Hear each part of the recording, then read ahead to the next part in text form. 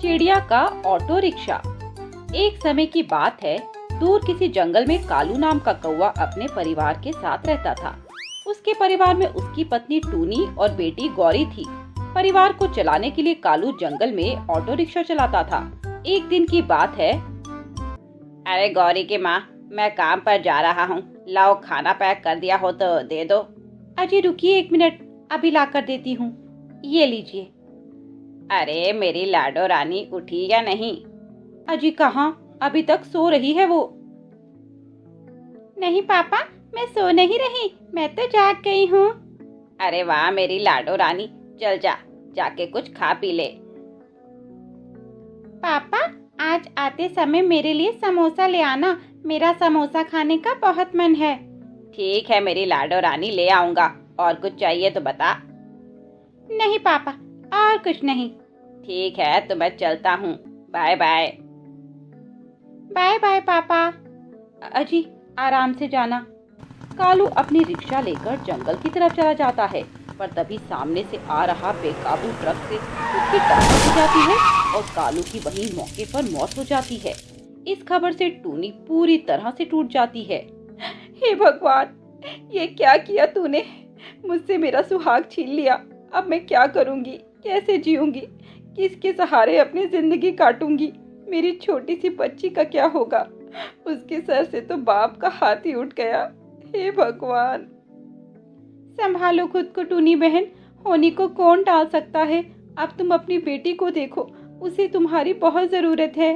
हाँ बहन, अब तुम दोनों को ही एक दूसरे का सहारा बनकर जीना है। टूनी को इस सदमे से उबरने में बहुत समय लग जाता है। एक हफ्ते तो वह ऐसे ही गुजार देती है। फिर एक दिन टूनी का भाई उससे मिलने आता है। यह सब कब हो गया दीदी? आपने मुझे बताया भी नहीं। अब तुझे क्या बताती भाई, मैं तो खुद होश में नहीं थी। आज थोड़ा सा होश आया है और गौरी को कल से बुखार भी है। अपने पापा को बहुत याद कर रही है वो। अब मैं उस बच्ची को कैसे समझाऊं कि उसके पापा अब वापस नहीं आने वाले। दे चलो, आप मेरे साथ चलो, मैं अब आपको एक पल भी अकेले नहीं रहने दूंगा। नहीं मिट्ठू, रहने दे, मैं तुझ पर खामखा बोझ नहीं बनना चाहती। यह कैसी बातें कर रही हो दीदी? एक बहन भला एक भाई के ऊपर बोझ बन सकती है? आप चलिए मेरे साथ। मिट्ठू उसे अपने साथ अपने घर ले आता है। यह देखकर मिट्ठू की पत्नी बहुत गुस्सा हो जाती है। अरे पूजा, दीदी और गौरी के लिए कुछ खाने को ले आओ। पूजा वहां से मुंह बनाकर अंदर चली जाती है। यह देख मिट्ठू भी अंदर जाता है। यह क्या बर्ताव है पूजा? मैंने तुम्हें ऐसा क्या कह दिया जो तुम मुंह बनाकर अंदर आ गई?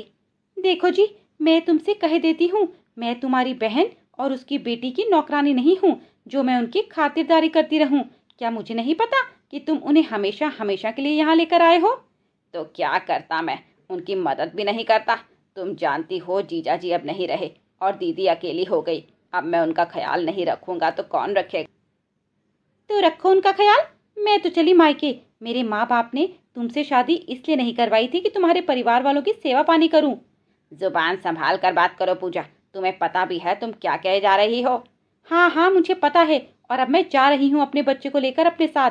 तुम रहो अपनी दीदी और भांजी के साथ। हाँ तो जाओ, चली जाओ यहाँ से, मुझे भी तुम्हारी कोई ज़रूरत नहीं। उनकी यह बातें टूनी और गौरी भी सुन रही थी। नहीं भाई, रहने दे। तुम दोनों हमारे लिए क्यों लड़ाई कर रहे हो? और भाभी, तुम क्यों कहीं जाओगी? ये तुम्हारा घर है, किसी को अगर जाना चाहिए तो वह मैं हूँ। इसलिए मैं और मेरी बेटी यहाँ से चले जाएंगे। नहीं दीदी, आप कहीं नहीं जाएंगी, ये आपका भी तो घर है। मिट्ठू, ये मेरा घर नहीं है, ये पूजा भाभी का घर है। चिड़िया की शादी के बाद उसका ससुराल ही उसका घर होता है, मायका नहीं। और वैसे भी गौरी का यहाँ मन नहीं लग रहा, उसे उसके घर की याद आ रही है। पर दीदी। नहीं मिट्ठू, अपनी बनी बनाई गृहस्थी में आग नहीं लगाते। टूनी और गौरी अपने भाई के घर छोड़कर अपने घर वापस आ जाती हैं। माँ, मामी को इस बार क्या हो गया? वो ऐसा बर्ताव क्यों कर रही थी? बेटी, पति के जाने के बाद सभी लोग ऐसा ही बर्ताव करते हैं। उन्हें लगता है हम उनसे ज़रूर कुछ न कुछ मांगने आए हैं। वही तेरी मामी के साथ हुआ। जब तक तेरे पापा थे तब तक मेरी मामी ने हमारी बहुत इज्जत की। उनके जाते ही हमारे साथ ये सलूक कर दिया। पत्नी की इज्जत पति के रहते ही होती है बेटा, उसके बाद नहीं। ऐसे ही कुछ दिन और बीत जाते हैं। अब टूनी को पैसों की किल्लत होने लगती है। घर में रखे सारे पैसे तो पहले ही खर्च हो गए थे। ये क्या, सारे पैसे खत्म हो गए। मुझे अब कुछ न कुछ करना होगा। बेटी गौरी, तू यही रहना, मैं अभी आती हूँ। माँ, तुम कहाँ जा रही हो? मैं भी चलूँ साथ? नहीं बेटी, मैं काम की तलाश में जा रही हूँ, तू यही रह, मैं अभी आ जाऊंगी। इस तरह टूनी काम की तलाश में निकल जाती है। वह कई पक्षियों के घर जाती है। भाई, कोई काम मिल जाएगा क्या? मुझे काम की बहुत जरूरत है। नहीं नहीं, हमें किसी की जरूरत नहीं। भाई, कोई काम होगा करने के लिए? मैं सब कुछ कर लूंगी। हाँ, एक काम तो है, पर क्या तुम कर पाओगी? हाँ, मैं कर लूंगी। आप बताइए क्या करना है? आओ अंदर आओ। यह देखो, यह मेरी माँ है। इनको लकवा मार रखा है। इनसे अपना काम नहीं हो पाता।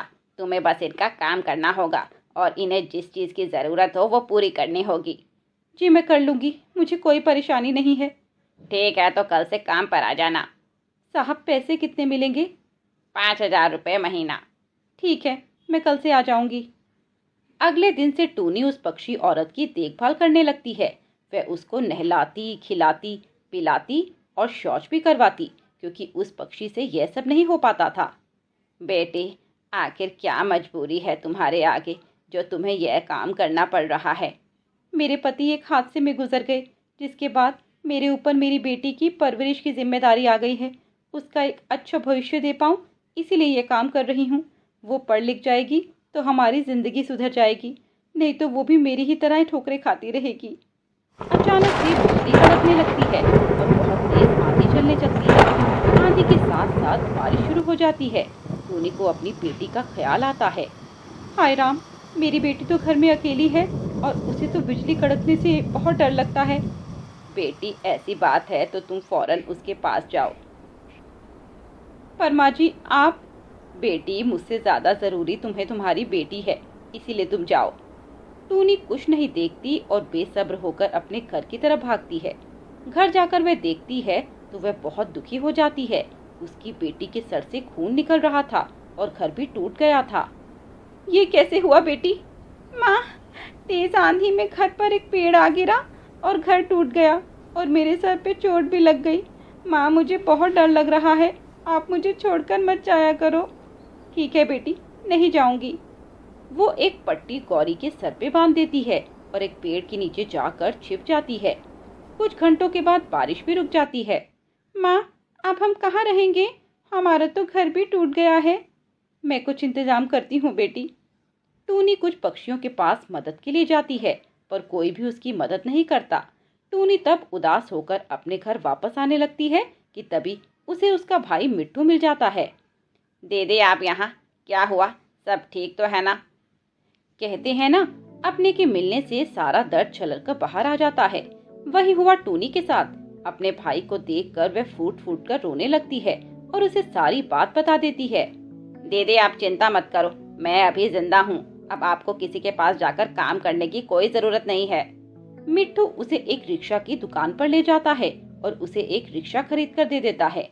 दीदी, यह लो और आप आज से इसे चलाना। आपको तो वैसे भी रिक्शा चलानी आती है ना? नहीं मिट्ठू, मैं ये नहीं रख सकती।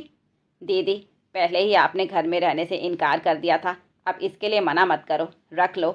एक भाई अपनी बहन के लिए तोहफा दे रहा है, यही समझ लो। टूनी वह रिक्शा लेकर गौरी के पास आती है। गौरी रिक्शा को देखकर बहुत खुश हो जाती है। माँ, ये रिक्शा कहाँ से मिला आपको? बेटी, तेरे मामा ने दिलवाई है ताकि मैं अपना काम कर सकूं। माँ, ये तो बहुत अच्छा है। अब आप मेरे साथ रहोगी और हम जब तक घर नहीं बन जाता इसी में रह सकते हैं। हाँ बेटी, मैं भी यही सोच रही थी, और जैसे जैसे मेरे पास पैसे आते रहेंगे हम अपना घर बनवा लेंगे और तेरे मामा को भी पैसे वापस कर देंगे। अब वह दोनों माँ बेटी उसी रिक्शा में रहने लगती हैं। उसी में सोती, उसी में खाती और पक्षियों को लेकर एक जगह से दूसरी जगह जाती। टूनी को अब अच्छी खासी कमाई होने लगती है। वाह टूनी, रिक्शा ले ली बहन, वैसे अच्छा ही किया। अपने काम की तो बात ही और होती है, किसी की गुलामी तो नहीं करनी पड़ती। हाँ, ये बात तो है। वैसे मेरे भाई ने मुझे रिक्शा दिलाई है, वो नहीं चाहता था मैं किसी के घर में जाके काम करूं। बहुत अच्छा टूनी बहन, वैसे मैं बहुत खुश हूँ तुम्हें खुश देखकर, वरना कालू के जाने के बाद तो तुम टूटी गई थी। बेटी के सहारे जी रही हूँ मैं, उसी ने मुझे जिंदा रखा हुआ है, नहीं तो मैं कब की मर गई होती। बच्चे होते ही ऐसे हैं कि वे जीने की नई राह दिखाते हैं। टूनी कालू की कमी तो पूरी नहीं कर सकती थी, पर वह कोशिश कर रही थी कि वह अपनी बेटी को किसी चीज की कमी न होने दे। इसीलिए वह उसकी हर इच्छा पूरी करती और इस तरह धीरे धीरे टूनी पैसे जमा करके अपना घर बना लेती है और अपने भाई को पैसे भी दे देती है। रिक्शा के बलबूते वह स्वावलंबी हो गई थी। उसे किसी की जरूरत नहीं थी। अब टूनी ही गौरी की माँ और पापा थी।